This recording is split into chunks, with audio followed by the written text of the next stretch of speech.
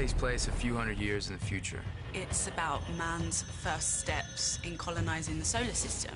Earth, Mars, belt, we are all interconnected, whether we like it or not. Earth is the fountainhead from which human life flows.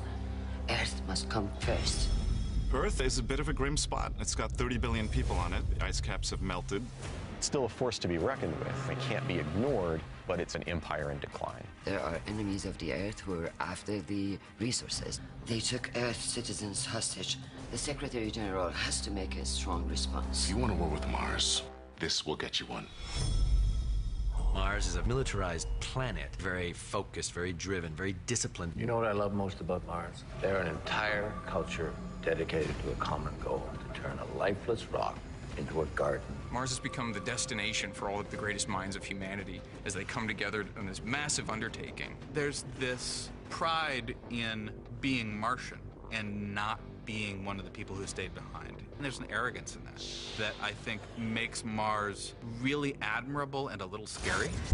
The planetoid series in the asteroid belt has a huge sheath of ice around it, so the belt has a lot of water in it. Early on, Mars stole all of that. They built their solar system on our backs, spilt the blood of 1 million of our brothers, but in their eyes, we're not even human anymore.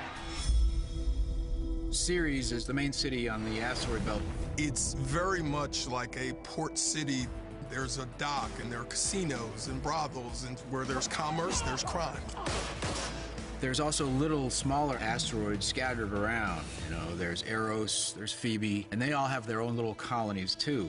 And they're all undergoing the same sort of question. They're all dependent on Mother Earth, but they also want their independence, want to break away, want to be their own thing. Earthers have a home.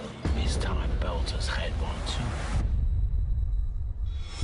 We're going to give audiences big ideas and big sets and world creation on a backdrop that's spectacular. We have multiple worlds that have never been seen before on TV. We like to joke that it's actually called the Expense because no expense has really been spared. Right now we're at about 120 people working on the floor.